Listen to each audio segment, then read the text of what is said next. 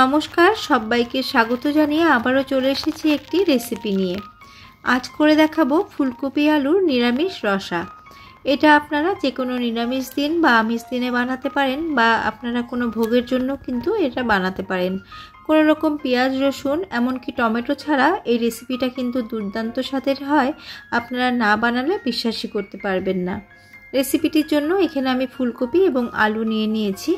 একটা মিডিয়াম সাইজের ফুলকপিকে আমি এইভাবে মিডিয়ামভাবে আমি কলিগুলোকে আমি টুকরো করে কেটে নিয়েছি, আর একটা বড় সাইজের আলুকেও আমি এইভাবে টুকরো করে কেটে নিয়েছি।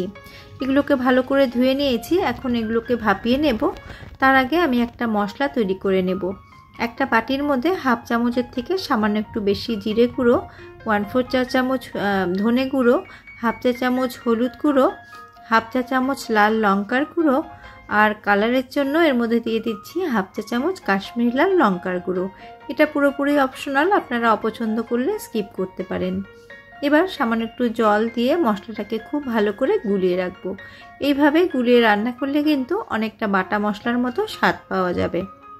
অপরদিকে গ্যাসের মধ্যে আমি কড়া বসিয়ে আমি খানিকটা পরিমাণ জল গরম হতে দিয়েছি।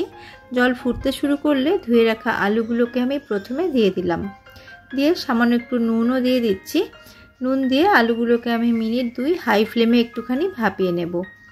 আলুগুলোকে একটু ভাপিয়ে নিলে রান্না কিন্তু খুব তাড়াতাড়ি হবে। আর মিনিট 2 ভাপানোর পরে তারপরে ফুলকপিগুলোকে দিয়ে দিলাম।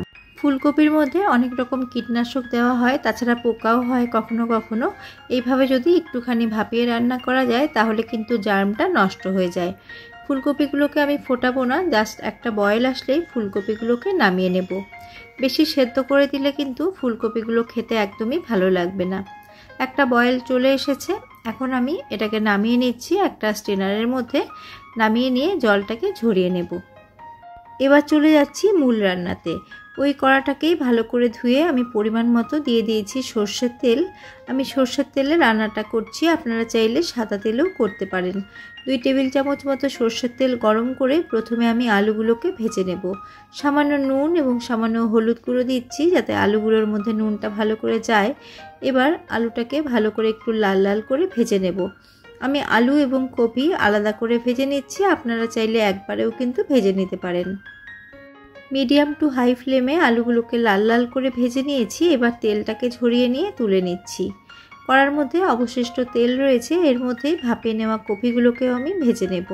কপিগুলোকেও আমি সামান্য নুন এবং সামান্য হলুদ গুঁড়ো দিয়ে একটু লাল লাল করে ভেজে নেব।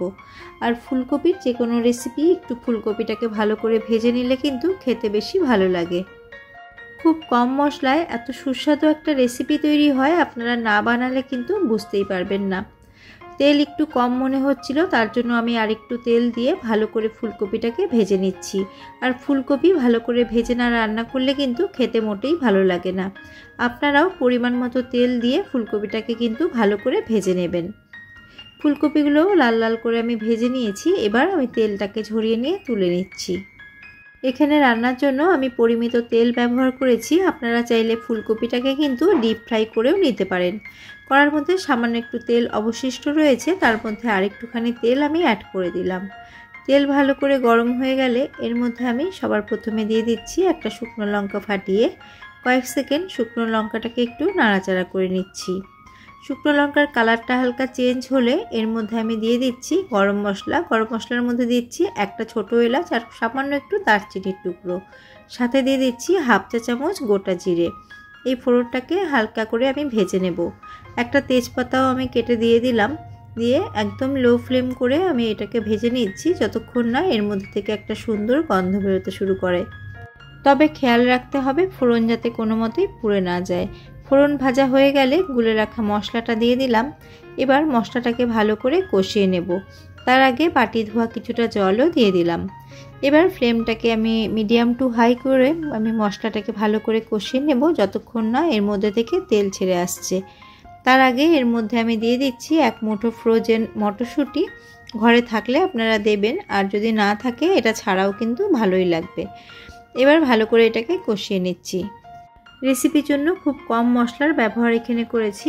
এর মধ্যে কোনো রকম কাজু বাদাম, পোস্ত, চারমগজ বা পেঁয়াজ, রসুন, আদা, টমেটো কোনো কিছুরই কিন্তু ব্যবহার হয়নি।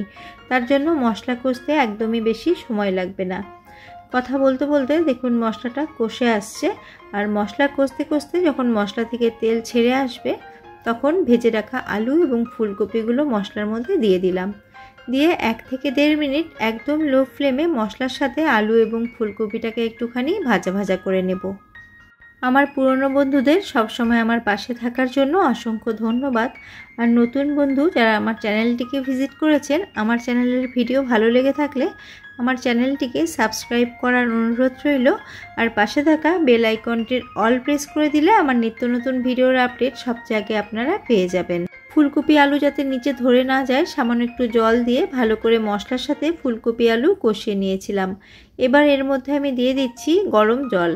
অবশ্যই করে গরম জলেরই ব্যবহার করবেন, তাহলে কিন্তু রসার টেস্টটা খুব ভালো হবে। ফ্লেমটাকে হাই করে দিয়েছি, আমার মনে হচ্ছে আরেকটু জলের প্রয়োজন, তার জন্য আরেকটু জল দিয়ে দিলাম। আর দিয়ে দিচ্ছি 2টো চেরা কাঁচা লঙ্কা। এতে ঝাল হবে না, খুব সুন্দর একটা ফ্লেভার আসবে। আমি আলু এবং কপি ভাজার সময় আমি নুন দিয়ে ভেজেছিলাম, তাছাড়া নুনের ব্যবহার করিনি। এখন দিয়ে দিচ্ছি পরিমাণ মতো নুন। নুন দিয়ে আলু এবং ফুলকপি যাতে ভালো করে সেদ্ধ হয় তার জন্য গ্যাসের ফ্লেমটাকে লো করে 6 থেকে 7 মিনিটের জন্য ঢাকা চাপা দিয়ে রান্না হতে দিলাম।